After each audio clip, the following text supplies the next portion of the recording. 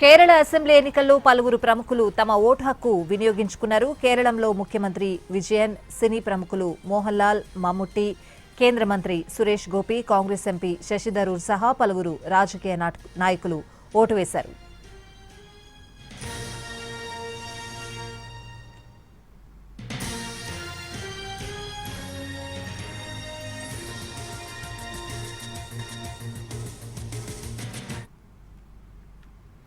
Kerala assembly ఎన్నికల్లో polling శాతం ఏ విధంగా నమోదైంది? పూర్తి అప్డేట్స్ అడిగి తెలుసుకుందాం. మా ప్రతినిధి దినకర్ లైవ్ లో సిద్ధంగా ఉన్నారు కేరళ నుంచి. దినకర్,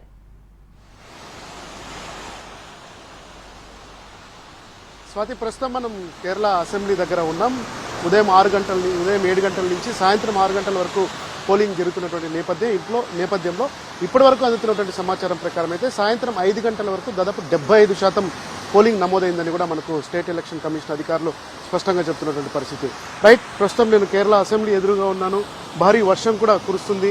పోలింగ్కి కాసేపటి కిందట ముగుస్తుందనగా ప్రారంభమైనటువంటి వర్షం ఈరోజు రాత్రి 9 గంటల వరకు ఉంటుందని చెప్పి కూడా వాతావరణ శాఖ అధికారులు హెచ్చరిస్తున్నారు. ఈ అసెంబ్లీలో ఎంటర్ కావడానికి ఏ పార్టీ ముందంజలో ఉంది, ఈరోజు కేరళ ప్రజలు ఎవరి భవిష్యత్తుని ఈవీఎం బూత్లలో లిఖించారన్న దానికి సంబంధించి కూడా ఎంత పోలింగ్ పర్సెంటేజ్ అయిందో దాన్ని బట్టి కూడా లెక్కించే అవకాశాలు కూడా ఉన్నాయని చెప్పి రాజకీయ విశ్లేషకులు చెప్తున్నటువంటి పరిస్థితి ఉంది. ఈ అసెంబ్లీలో దాదాపు మే 23వ తారీఖు ముగుస్తున్నటువంటి నేపథ్యంలో సాధ్యమైనంత త్వరగా ఎలక్షన్స్ కంప్లీట్ చేసి కొత్త ప్రభుత్వాన్ని ఎన్నుకోవాలని చెప్పి కూడా ఈ యొక్క టైం బౌండ్ ఉంది. సో ప్రస్తుతం అందుతున్నటువంటి సమాచారం ప్రకారం అయితే సాయంత్రం 5 గంటల వరకు కూడా అందినటువంటి సమాచారం ప్రకారం 75% పోలింగ్ నమోదైంది. ఎక్కడ కూడా ఎలాంటి గొడవలు జరగలేదు. కింద డౌన్ కేరళ వెళ్లేంత వరకు కూడా అటవీ ప్రాంతాల్లో కూడా ఉన్నటువంటి ముసలి వారిని డోలీల్లో తీసుకుని వచ్చి కూడా ఓటు వేయించినటువంటి పరిస్థితి ఉంది. గత 2021 ఎలక్షన్స్ లో దాదాపు 76% పోలింగ్ పర్సెంట్ జరిగినటువంటి పరిస్థితి.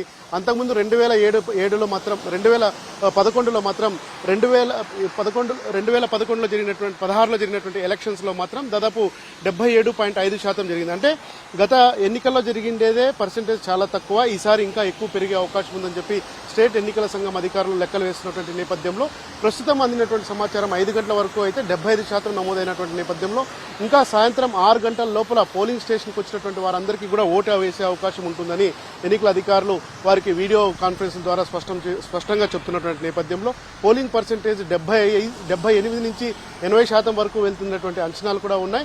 అయితే కేరళ ఓటర్లు గత కొద్ది సంవత్సరాలుగా ఈ ఎల్డీఎఫ్ ప్రభుత్వంలో ఉన్నటువంటి నేపథ్యంలో గతంలో పూర్తిస్థాయి మ్యాండేటరీ ఇచ్చారు.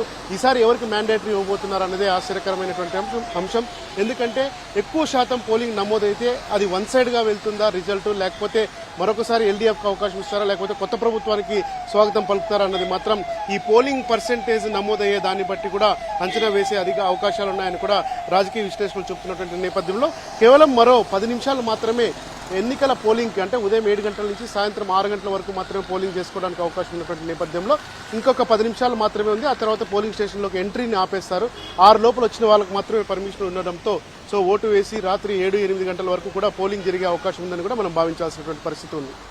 దినకర్, ఈ 5 రాష్ట్రాల ఎన్నికలకి సంబంధించి కేరళని అన్ని పార్టీలు కూడా చాలా ప్రతిష్టాత్మకంగా తీసుకున్నాయి. అలాగే ప్రచారంలో కూడా ప్రతి ఒక్కరూ హోరెత్తించిన పరిస్థితులు కనిపించాయి.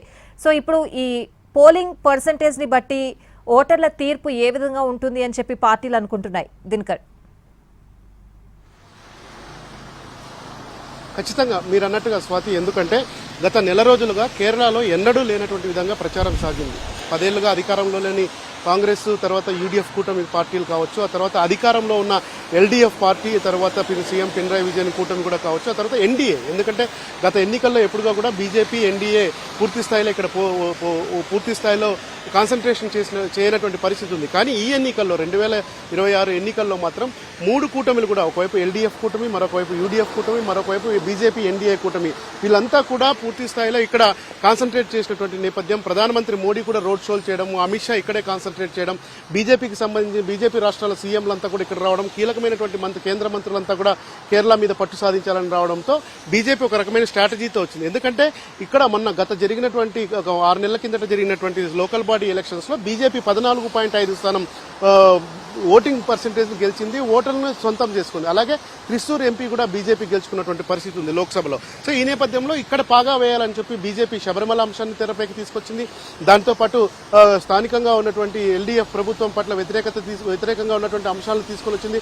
కొత్తగా మిగతా రాష్ట్రాలు ఎక్కడా అమలు చేయనటువంటి కొన్ని ఫ్రీ స్కీమ్స్ ని కూడా ఇక్కడ బీజేపీ తీసుకొచ్చినటువంటి పరిస్థితి ఉంది. మరొక వైపు కాంగ్రెస్ తరపున మాత్రం రాహుల్ గాంధీ, ప్రియాంక గాంధీ, తర్వాత మల్లికార్జున ఖర్గే, తెలంగాణ సీఎం రేవంత్ రెడ్డి కావచ్చు, మిగిలిన కర్ణాటక నుంచి డిప్యూటీ సీఎం డీకే శివకుమార్ కావచ్చు, అలాగే కాంగ్రెస్ పార్టీకి సంబంధించి దేశవ్యాప్తంగా ఉన్నటువంటి కీలకమైనటువంటి నేతలంతా కూడా వచ్చి ఇక్కడ పాగా వేసి దాదాపు నెల రోజుల పాటు ప్రచారాన్ని హోరెత్తించారు. కర్ణాటక, తెలంగాణ, తర్వాత ఈ కేరళలో కూడా ఫ్రీ స్కీమ్స్ అమలు చేస్తామని చెప్పి 5 పథకాల గ్యారంటీ తెచ్చారు. మిగిలిన 2 రాష్ట్రాల్లో కర్ణాటక, తెలంగాణలో 6 స్కీమ్స్ అయితే ఇక్కడ మాత్రం 5 స్కీములు తీసుకొచ్చి ప్రజల్లోకి తీసుకెళ్లారు. 2 గేమ్ చేంజర్లుగా యూడీఎఫ్ భావిస్తుంది. ఒకటి మహిళలకు ఉచిత బస్సు సర్వీసు, రెండవది మాజీ సీఎం ఉమెన్ చాండీ పేరు మీద ఏర్పాటు చేసినటువంటి 25 లక్షల ఇన్సూరెన్స్, హెల్త్ ఇన్సూరెన్స్ ఏదైతే ఉందో ఈ 2 గేమ్ చేంజర్ గా ఉన్నాయని కాంగ్రెస్ చెప్తుంది. దాంతో పాటు కూడా ఎల్డీఎఫ్ ప్రభుత్వం మీద గత 10 సంవత్సరాలుగా ఉన్నటువంటి వ్యతిరేకత కూడా యూడీఎఫ్ కి కలిసి వస్తుందని చెప్పి కూడా ఆ పార్టీ భావిస్తుంది.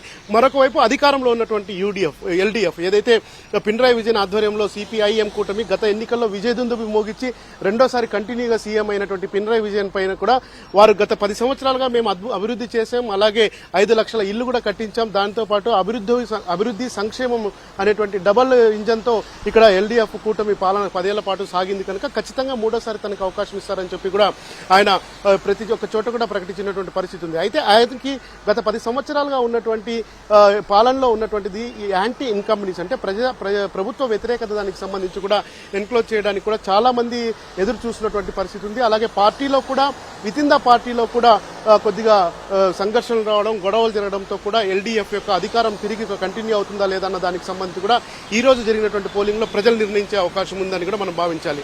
75% పోలింగ్ పర్సెంటేజ్ గత ఎన్నికల్లో జరిగినప్పుడు దాదాపు 96% ఎల్డీఎఫ్ 96 సీట్లను ఎల్డీఎఫ్ కూటమి సొంతం చేసుకుంది.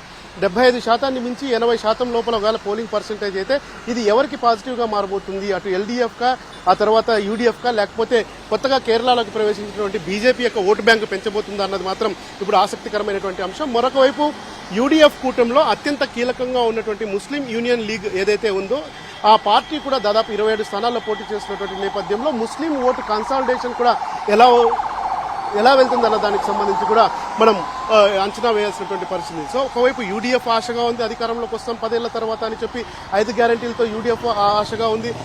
అభివృద్ధి, ఆ తర్వాత డెవలప్మెంట్, అభివృద్ధి తర్వాత సంక్షేమం చేశామని చెప్పి ఎల్డీఎఫ్ కూడా అంతే స్థాయిలో ఉంది.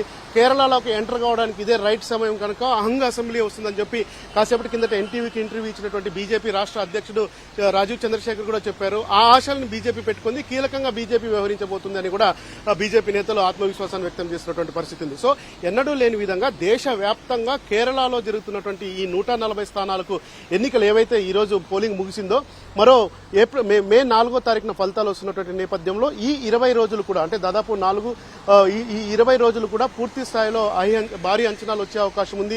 యూడీఎఫ్, ఎల్డీఎఫ్, ఎన్డీఏకి కేరళలో ఎంతవరకు అవకాశం ఉందన్న దానిపైన అనాలిసిస్ జరుగుతుంది.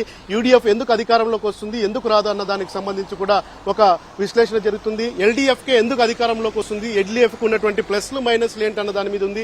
మరొకవైపు ఉదయం నుంచి మనం పోలింగ్ స్టేషన్ల దగ్గర చూస్తుంటే అత్యధికంగా మహిళలు ఓటింగ్ లో పాల్గొంటున్నారు, యువత ఓటింగ్ లో పాల్గొంటున్నారు. ఎక్కువగా కాలేజీ అమ్మాయిలు కూడా ఈ ఓటింగ్ లో పాల్గొన్నటువంటి పరిస్థితి మనకు అక్కడక్కడ ఎక్కువగా కనిపించినటువంటి పరిస్థితి ఉంది. ఇక్కడ 2,71,00,000 మంది ఓటర్లు ఉంటే సరిసమానంగా చూస్తే మహిళా ఓటర్ల సంఖ్య వాటిలో అధికంగా 7 లక్షల మంది ఉంది. ఒకవేళ మహిళా ఓటర్ల తీర్పు కీలకం కాబోతే ఎవరికి అది వెళ్తుందన్నదే ఇప్పుడు ఆసక్తికరమైనటువంటి అంశం. నేను ప్రస్తుతం కేరళ అసెంబ్లీ ఏదైతే ఉందో ఆ కేరళ అసెంబ్లీ ముందరున్నాను. మే 4వ తారీఖున అధికారం చేపట్టి తర్వాత ఎన్నికల్లో గెలిచి ఎవరు దీంట్లోకి ఎంటర్ అవుతారన్నది మాత్రం దేశవ్యాప్తంగా అందరూ ఎదురు చూసినటువంటి పరిస్థితి. Over to you Swathi. All right Dinakar, thanks for the updates.